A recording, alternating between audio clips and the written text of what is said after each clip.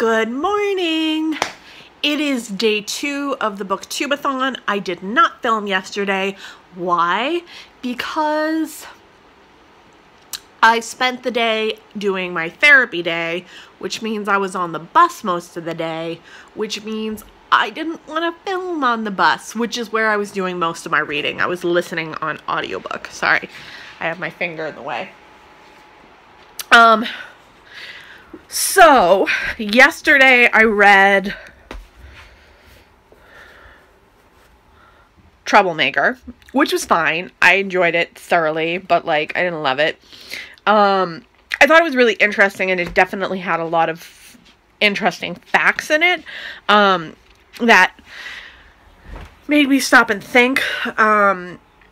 But overall, it wasn't, like, my favorite book, and I just felt meh on it.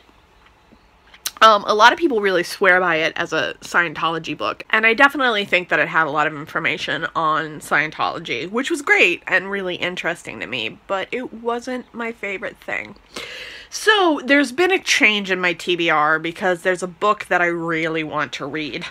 So, I have removed The Refrigerator Monologues by Catherine and Valenti.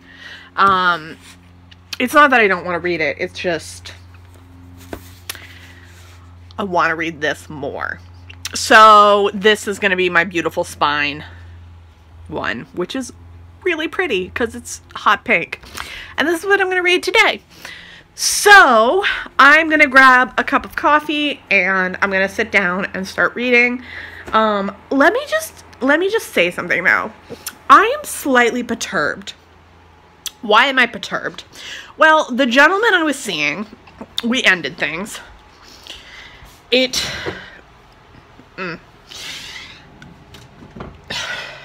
have feelings on the whole thing, but I'm fine. It was kind of inevitable. I was just too depressed, and it was too much for him to handle, which is fine. I'm not opposed to somebody being like, I can't deal with your depression, because I can't deal with my depression, so why should I expect anyone else to do it? However, as a result, I lended him a book while we were dating, which is Cabin at the End of the World. Now, if that book was not signed, I would not be panicking. I would just buy it again. But it's signed, and he has it. And I want him to be able to enjoy and read it. Like, I want to be a good person. But I am having mild panic attacks on a fairly regular basis about the fact that I do not have this book in my hands. So, I'm going to give it a month and hope that he reads it within a month, and then I'm going to contact him and ask for it back. I hope that he is a reasonable ex-boyfriend, which would be great. It wouldn't be the first time that I've had an unreasonable ex-boyfriend, so let's just go with that. But anyway, I'm going to sit down and read and have a cup of coffee, and I will talk to you in a little bit. Bye! I have read up to page 177, 178, so I'm at chapter 5. I am really enjoying this book. I am enjoying it more than I enjoyed Eileen, which is what Sophie told me as well, and I wasn't hard sold on the book, because it has to do with mental illness and medication, but I was hard sold on it being better than Eileen, because I really liked Eileen. I'm gonna take a break, and then I'll sit down and finish it. It is, let's see. Oh. The book is only 289 pages, so we will definitely be done today. There is no question there. Super easy read, really digestible. The only thing I'm not loving is how long the chapters are. I personally really like short chapters. I like them a lot better. I feel more comfortable with them, and it gives me an easier way to kind of digest. I read a lot in sittings, which is pretty evident because first sitting I read 178 pages, but that's 5 chapters, and I feel like that should be more like 10 chapters, because I think each chapter is, I don't know, 60 pages, something like that, which is just, it's excessive to me. Let's see what chapter 1 was. Yeah, chapter 1 was 52 pages. And I prefer shorter chapters. I think that the book that did that the best was The Sandman by Kepler. And I think each of those chapters was maybe 3 pages. And I still read like close to 200 pages in my first sitting with that book. But I feel more comfortable with those short chapters. So yes, I'm enjoying it. It's just, it's taking more out of me than I expected. And it's definitely an emotional read as far as talking about medication and mental health. But really good. I'm really enjoying it. So I will talk to you guys soon, and I will let you know what else I'm thinking. Okay, see you soon. Okay. So, that book went places I was not expecting. I went into that book with only the knowledge of what Sophie had told me. And, that was pretty limited. I just knew it had to do with, medications and psychotics, antipsychotics and things like that, which made me feel like I could really relate, which was true. I did relate extremely intensely to this book, but it went to a place that I was not expecting. And I think the best thing you can do is to go into this book knowing nothing. I think that is the best way to read it, because my year of rest and relaxation is so much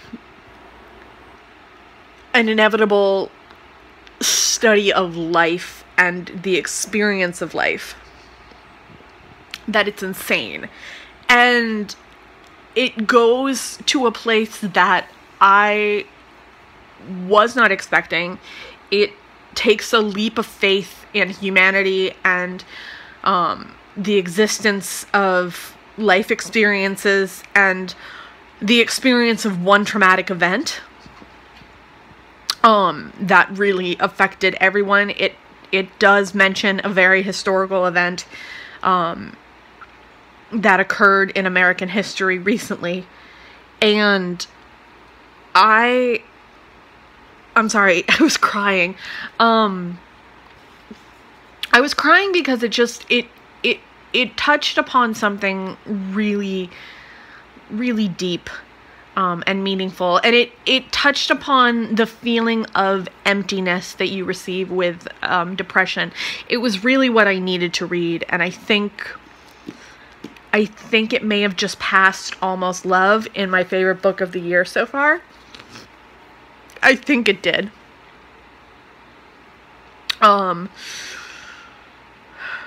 Which doesn't really surprise me, because Eileen was a book that I really loved, but like there was something that just didn't fit.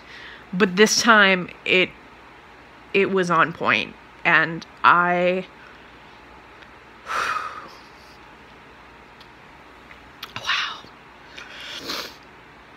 So I started reading at around 10 a.m. It took me 11, 12, 1, 2, 3. It took me 5 hours to read. So not long at all. I kept turning the page. It's addictive. And I adored it. I really adored it. And I do think it's my favorite book of the year so far. I think it takes that cake. So yeah, that is where I'm at. So now I'm gonna pick up a new book, and I will tell you what that is when I decide. All right, I'll talk to you soon. So I decided to go to Print Bookstore. We're gonna go do that now and pick up a book I ordered. I will let you know what that is. So my big hope in that trip was to talk to someone about my year of rest and relaxation. Nobody has read it in the bookstore. So, I don't know who to talk to about it. I probably will contact Sophie, but I did pick up The Hypnotist by Lars Kepler.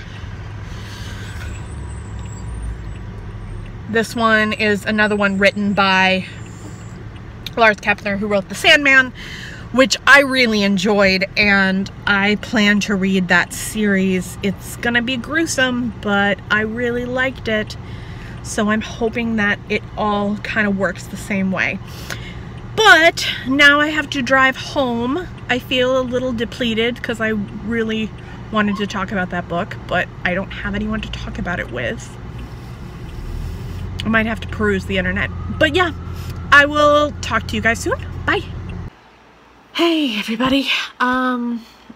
So I read and watched Brain on Fire. It's late at night at this point.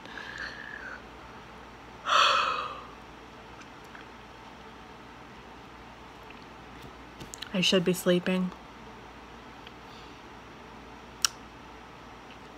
I should be sleepy. But, Brain on Fire really fucked with me.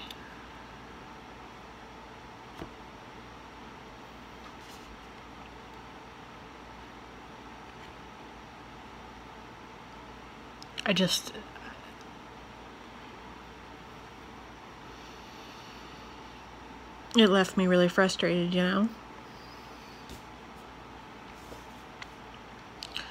Just being in that situation of not knowing what's wrong. I've been there, and it's a nightmare. Especially when they tell you that it's all in your head and they try everything else and you can't find anything wrong and you just feel crazy. So yeah, that is the end of day 2 of Booktubeathon. Went from a very high to a pretty low. I'll read more tomorrow, and until then, I think I'm going to try and sleep, take my meds to do that. If I can't sleep, I don't know what I'll start to read, but I'll find something. So I will talk to you guys tomorrow. Bye! Hey, it is day 3 of the Booktubeathon. It is later in the day. I haven't filmed yet because I had to do some errands with my mom, and then I had to do some stuff like vacuum and dishes. So that took up some time, but I got a coffee out of it, so I'm pretty happy. I have 4 books left. Mother of All Questions, Mathilda, The Missing Girl, and The Bell Jar. And if I'm honest, after Otesha Moksvik's rest and relaxation, my year of rest and relaxation, I don't know what to do. Because I just found my favorite book of the year.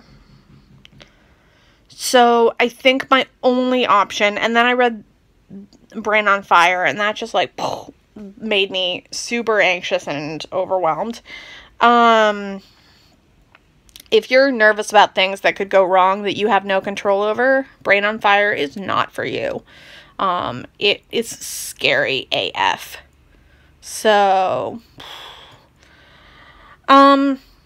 but yeah, I think if I'm honest, the only option I have is The Bell Jar, because that's my favorite book of all time. And I don't know what else could make me happy to read aside from that.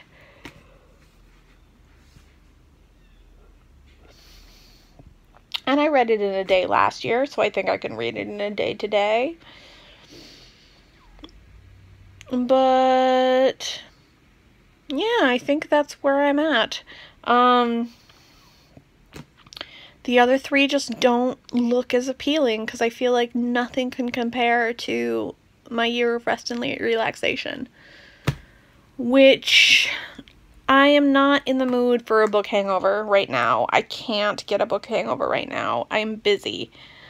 And so I'm going to just tell the books that they can't do this to me. I mean, the other option is I could continue reading Harry Potter, which I'm reading as well. I'm on the 6th book, so Half-Blood Prince. I could conceivably do that. Yeah, I could conceivably do that. But I'm going to try and stick to my TBR and be a good egg. So the bell jar it is. I think I'll be fine once I get into it. I'm just... But... yeah, I'm going to try that, and I will report back. Hey, alright, so I am on page 140, chapter 12 in the bell jar. It is holding up. I am very happy to announce that it is holding up as my favorite book of all time. I am loving it. I still haven't annotated it, but that's because I want to own another copy of it. There's an edition that I can't find that I want really bad. It's so pretty and I just can't find it anywhere and it makes me so sad. But anyway, there's an edition of this that I want, but I want like a pretty edition of this so that I have it, and then I will annotate this edition, which is the 50th anniversary edition. It's interesting to read it and see some overlap in the treatment of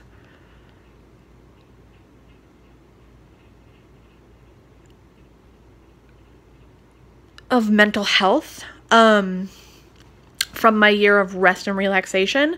It's not blatantly overlapping. It's just this little overlap where treatment is given and not entirely perfectly for the person who's being treated.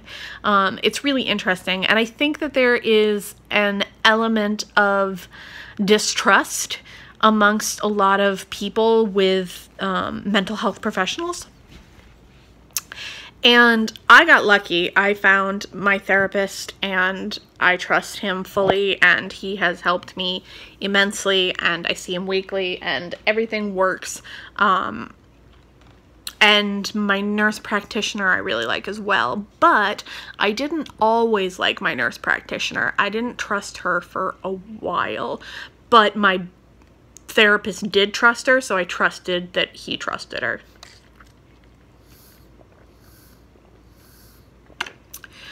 Anyway, but I feel like not everyone gets as lucky as I did with finding the right treatment team. I've gotten really lucky, and I also have a PCP who works with my mental health providers as much as she can and believes and respects their diagnosis of DID, which is not necessarily something that would happen with all PCPs or even nurse practitioners or psychiatrists for that matter. I am really concerned for if I ever leave the area, what I'm gonna do about finding a therapist, because like, it scares me. I don't have to think about that right now, but it terrifies me. Alright, well, I'm gonna end the vlog here, and I will pick up tomorrow No, I'll probably pick up again from like the middle of day 3 or like the end of day 3. But I know I have enough footage to make a solid enough video, and I don't want to make it too long. So we're gonna do this, and I will see you in the next vlog, which will either be tomorrow or the next day.